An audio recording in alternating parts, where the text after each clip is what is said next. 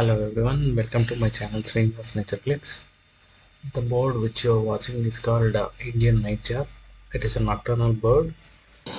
As darkness descends on a September evening, voice of many birds go quiet. But for some birds, especially for the nightjars, music just begins. A small but rather bright jar is seen sitting on a gravel road near Nalsarovar. They rise gleaming red as they reflect the light from the torch. Observe the wide open pupils, perfectly adapted for night vision. These birds, this bird is curiously looking at the camera. Nightjars feed on moths and usually mostly seen during the dusk time actively, and they will be active throughout the night.